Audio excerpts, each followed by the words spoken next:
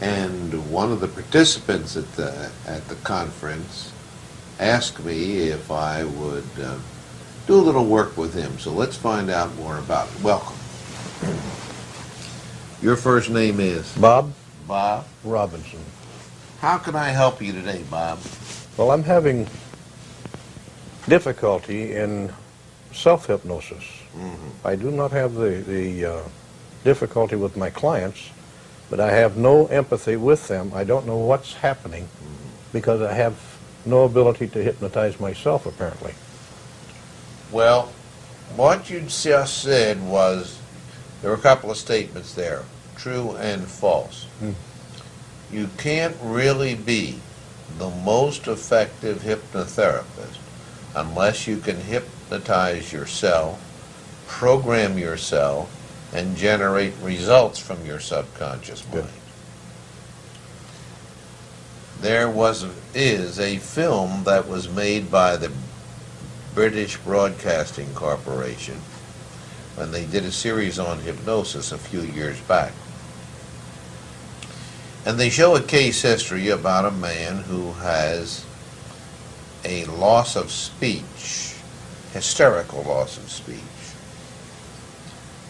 whose mother died in a fire in her little apartment.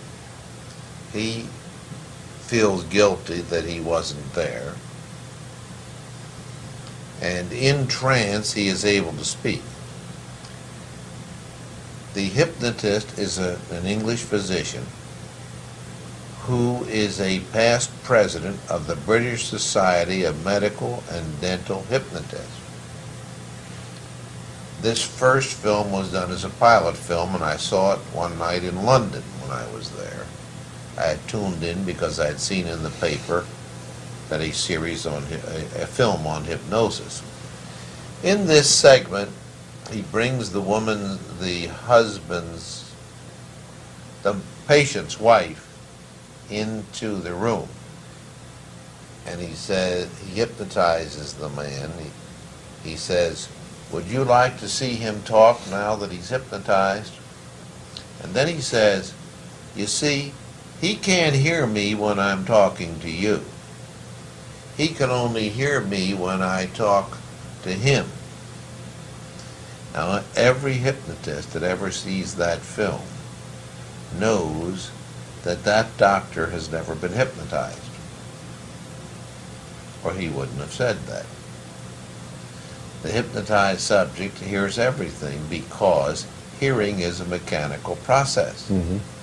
The sound travels through the air, sound waves, strikes the ear, hammer, anvil, stirrup, auditory nerve, etc. Now, as to listening or paying attention or being responsive to, that's another aspect that we add to hearing, you see. If you live in the path of the airport landing pad, you hear the planes come in.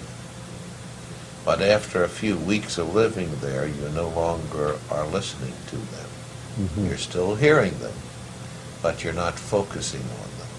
And I have visited people who live in such areas in this town, and in a single afternoon I'd say, how do you stand it? That noise would drive me crazy. And they say, well, after a few weeks, you don't hear it anymore. What they mean is, you don't listen to it anymore. No paying attention. It doesn't capture your attention any longer, you see. How do people work in factories where there's tremendous sound levels? Have you ever noticed, after they've worked there a few weeks, they can talk to each other in almost a conversational tone and hear each other perfectly. So it is true that to be the most effective hypnotherapist, you've got to know how to go into trance and direct your own subconscious mind to work in your behalf. Because when you do that, it gives you a feeling of confidence that radiates outward. Aside from the subjective experiences that you have, you know out of your own experience that there's an inward intelligence that is your divine connection, and that you, through entering into this, I call it state of grace, have an ability to direct that energy so that it works for you instead of working against you. Now, the second part, what was that you said? Well, the empathetic association with the individual, and I said that I don't have the ability, or I haven't found the ability That to was part hypnotize one that I'm myself. just covering. What was the second thing?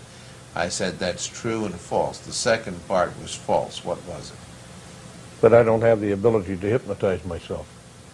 I don't have the ability. That's the false part. Everyone has the ability.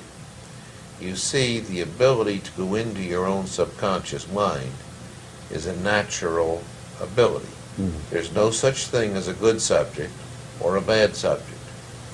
Now, I know that's difficult for you to accept, because when you take the so-called authorities like Professor Hilgard of Stanford, he says hypnotizability is randomly distributed throughout the general population. Now, randomly distributed means there's good subjects and there's bad subjects. I'm in the work 40 years. I used to believe that lie. I don't anymore. Because all that can happen to anyone is that their natural capacity, meaning according to your nature, their natural capacity to enter trance can be inhibited. How is it inhibited? Through misunderstanding generated largely by the books of those former authorities. And by common subconscious fears. The fear of losing control, the fear of being controlled, the fear of releasing some aspect of themselves that they feel might be embarrassing or shameful, what I call the Jekyll and Hyde fear. Fear of sexual assault. So all of these fears, singly or in combination, can inhibit the person's ability to go into a trance. Now there's one more thing. You see, in America and certain other English-speaking countries, all psychotherapy begins, the training begins with the psychoanalytic concept of the unconscious mind. We are told the unconscious mind is made up of the id, the ego, and the superego, and that the id is a pool of restless and primitive and destructive energy. And we must spend our lives attempting to re-socialize that energy, else our lives will be ones of havoc and destruction. The problem with the theory of the unconscious is it is Marxist and atheist. Today, of course, the euphemistic word for atheism is humanist.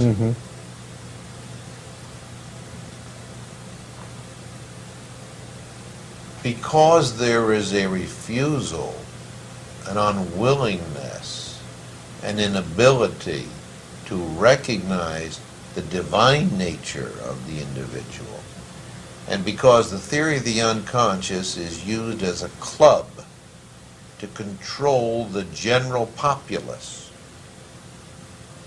through coercion, which goes like this. If I'm the psychotherapist and you're the client, and you try to talk to me about your unconscious, I can say or communicate this message. Don't try to tell me about your unconscious. You don't know anything about your unconscious because it's unconscious to you.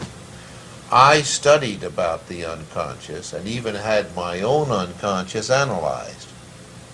I'm the only one can tell you about your unconscious. So shut up and keep writing the checks. I've heard that before. The other part of it is this. Whenever any other system of mental, emotional, or spiritual healing is presented, sooner or later, the psychiatric, psychotherapeutic community will find ways to get into the media and say, but they're not trained in the dynamics of the unconscious. And they may be well-meaning, but they're a threat to public health and safety. That's said about every alternative human service, health science provider, if they're not part of the establishment. So out of that comes a belief in many people. I've got this terrible, primitive, destructive id, and if I go into a trance, Lord knows, all hell might break loose. That's called the fear of losing control. Control of what? Control of the id. This is where resistance to hypnosis comes in, or inhibition. Now comes the next part. You, sir, have made it more difficult for yourself because you became a hypnotherapist and were hypnotizing people before you knew and could utilize your own trance state. Therefore, your misunderstandings about hypnosis have been compounded by the fact that your knowledge about it remains objective, cognitive, intellectual, rather than that of your personal subjective experience, which amplifies and enriches the rest of that learning and validates it, you see. What sayest thou? This is why I don't have the rapport with my clients that I want. That's it. So rather than say I can't hypnotize myself, I will say, so far I have been unable to. All right. Which I think indicates that I still have a desire to learn and to better myself so that I can help more people. Yeah. Now I'm going to say one more thing. And you said, I think. Now I agree that relationship, rapport comes out of the trance state. It's a French word. It's called a sympathetic vibration. But prior to that is relationship.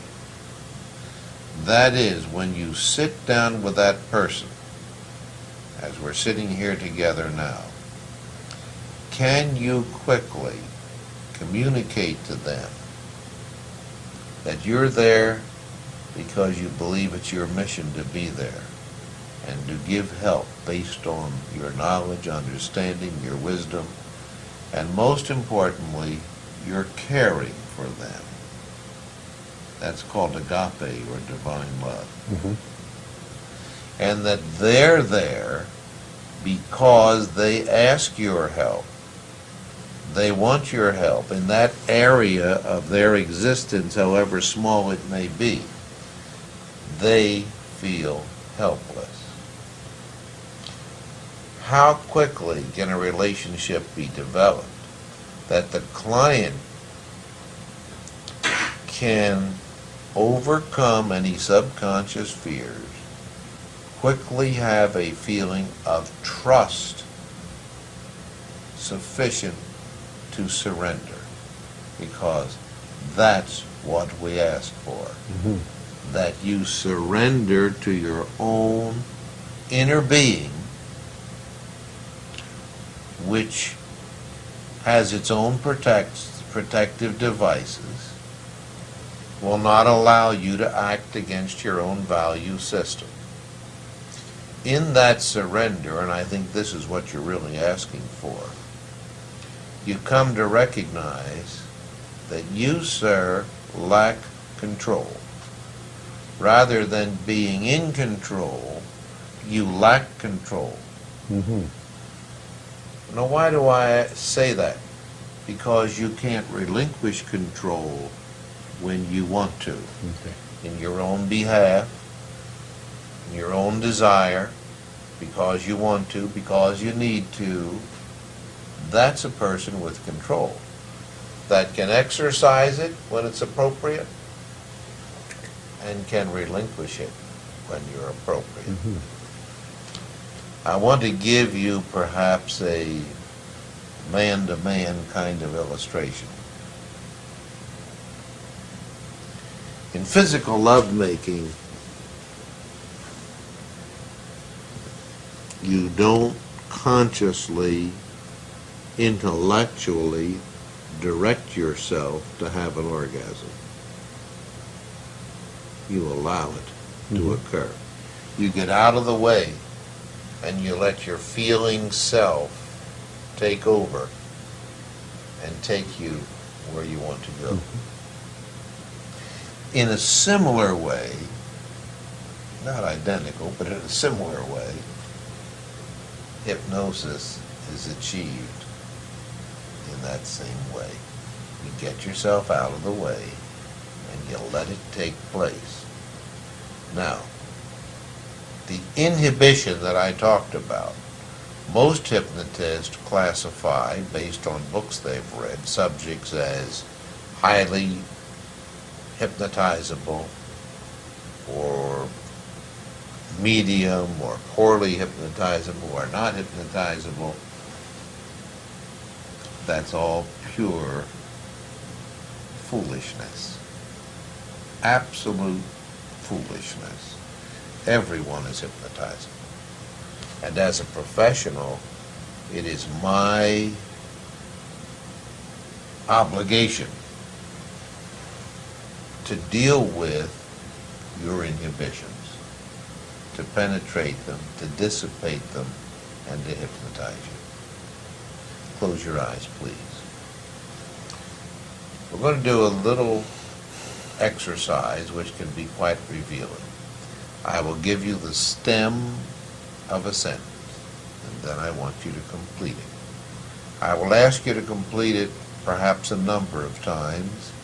Each time that I do, I'll ask you to put a different ending on it. The stem begins like this. If I ever go into a deep trance, please repeat that. If I ever go into a deep trance, Put an ending on it. Quickly. I hope that I'll be able to accomplish what I'm intending to do. Start again. If I Yeah. ever go into a deep trance. I use the word I hope. If I ever go into a deep trance, I will accomplish that which I have set out to do. All right, that's good. Start again. Put a new ending on it. If I ever go into a deep trance, I will accomplish all those things that will enable me to establish a relationship with the client of trust. Now, so far, you've said the same thing as an ending in slightly different ways with little elaborations. So we're looking for additional information. If I ever go into a deep trance. If I ever go into a deep trance, I will enable myself to accomplish all those things that I desire. That's exactly the same as the first three. Same as the first three. I want you to put a different ending on it. If I ever go into a deep trance. If I ever go into a deep trance, what is holding me back will be surrendered. That's good. Start again. If I ever go into a deep trance,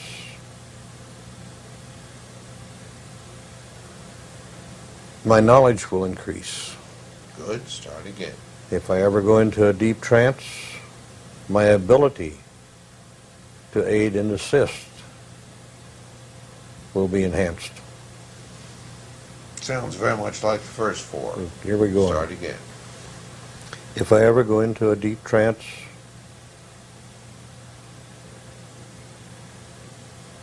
all of the old social mores and inhibitions will be dispersed. All right, we'll change the stem slightly now. Once I'm in a trance, Once I'm in a trance, put an ending on it. I will accomplish all things I have set out to do. Start again. When I am in a deep trance,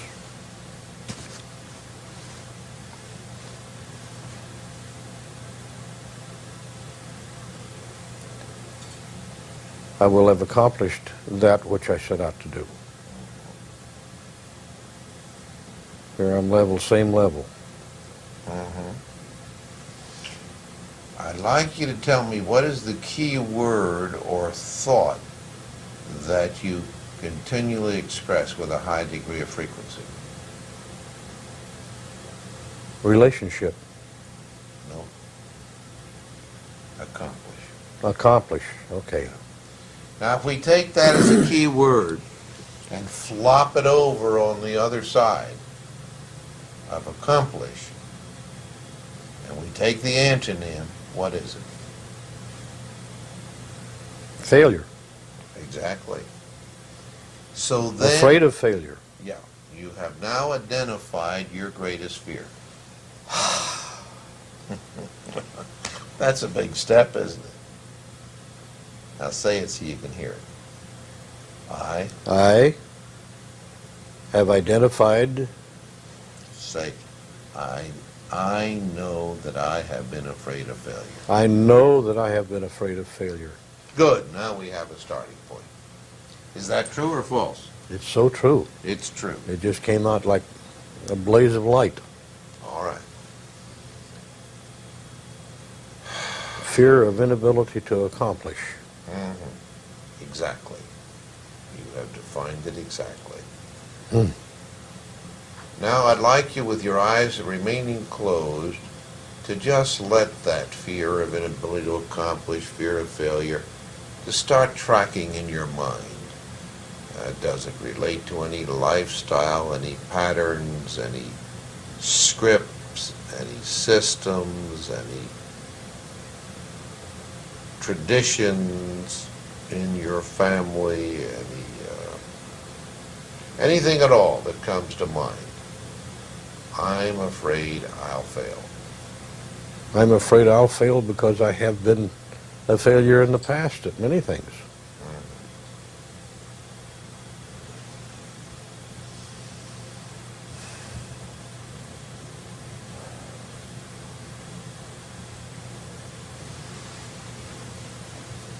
Open your eyes.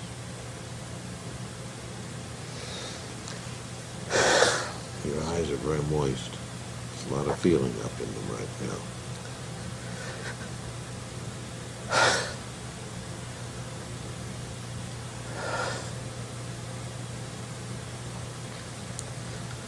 It's very important to you to be able to succeed in this work, isn't it? In this time, yes. Because I've done so many things that I've been unable to accomplish what I set out to do.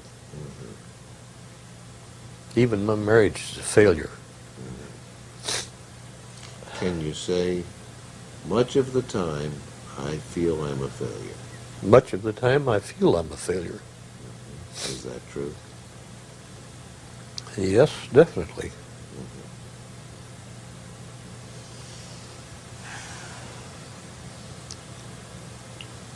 Look at me. Are you ready for me to hypnotize you? Yes, I am. Okay, fine. Stand up.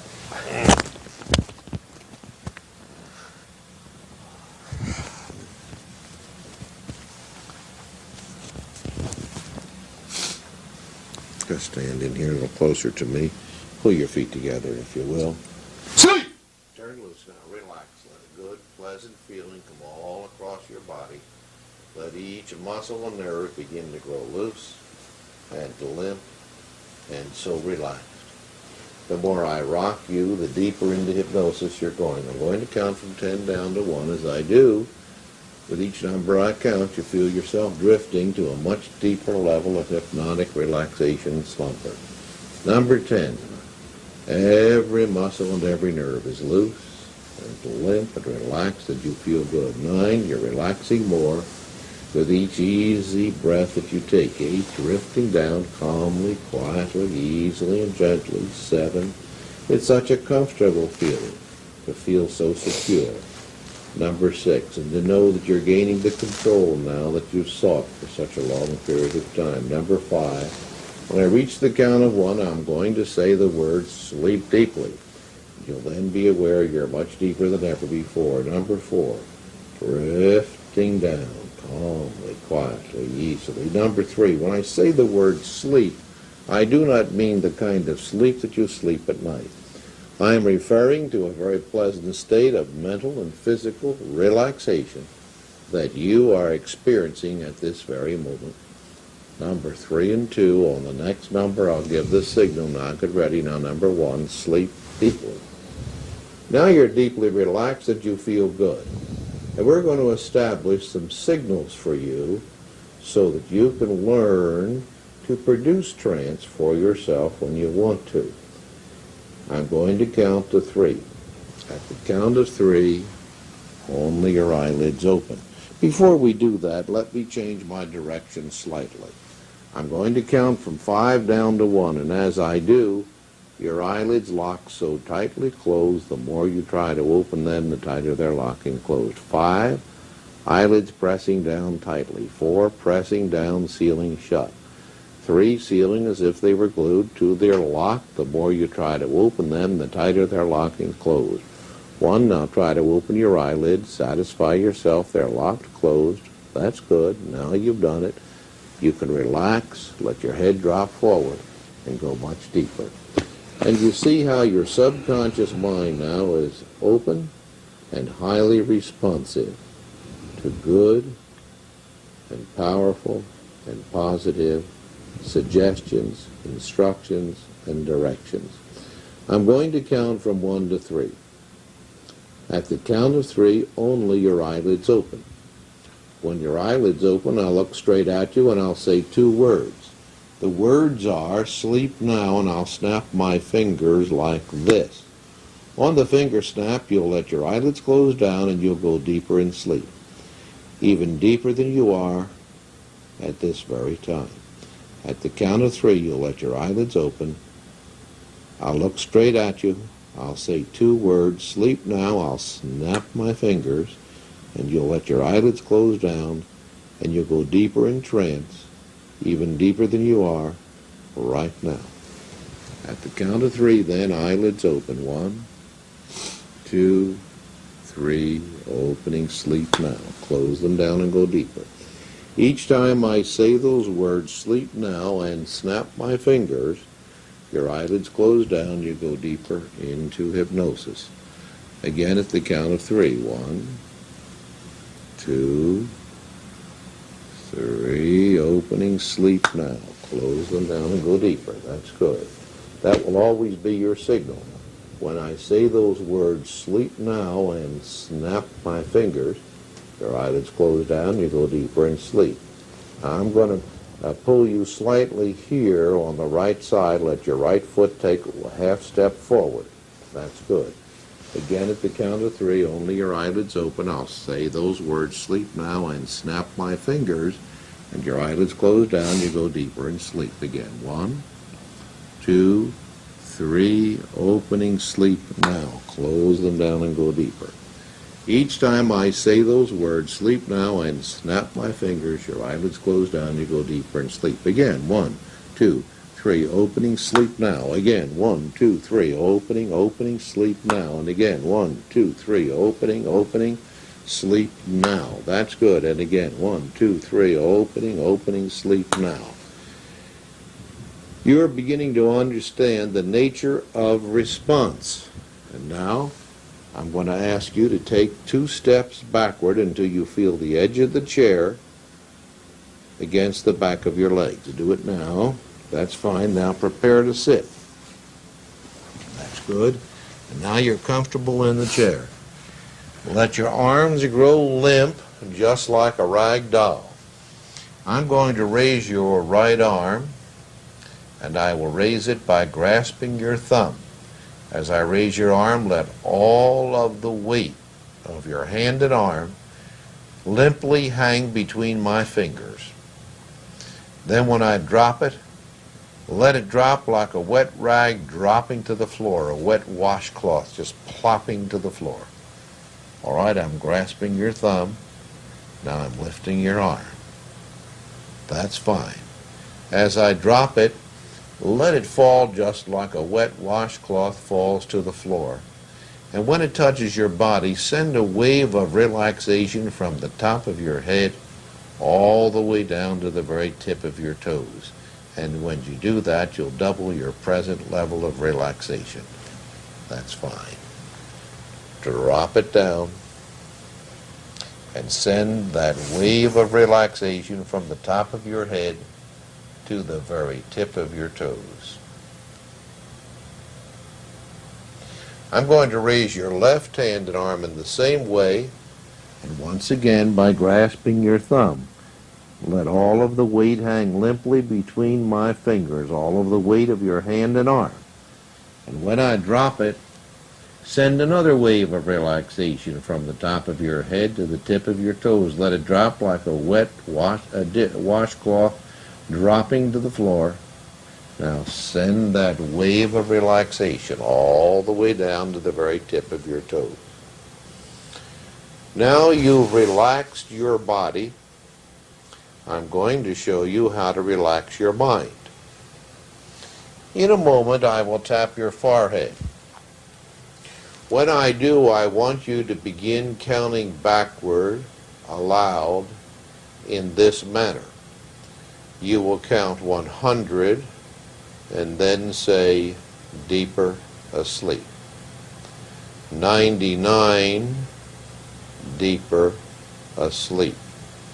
After counting just a very few numbers, you will find that the numbers begin drifting into the distance. In fact, by the time you reach 98, or perhaps you'll even get down to 97, you'll find you've relaxed those numbers right out of your mind. Just as you've relaxed your body, you'll find that you have relaxed your mind. All right, get ready now. When I tap your forehead, begin counting from 100 backward, saying the words deeper asleep after each number you count. Begin counting. 100. That's fine. Deeper sleep. Good. 99. Good. Deeper sleep. Let them start fading now. 98. Deeper sleep. Now you've got it. Let them fade farther. No. None there. None there. That's right. They just faded away, and you relax them right out of your mind. Now I'm going to teach you how to hypnotize yourself.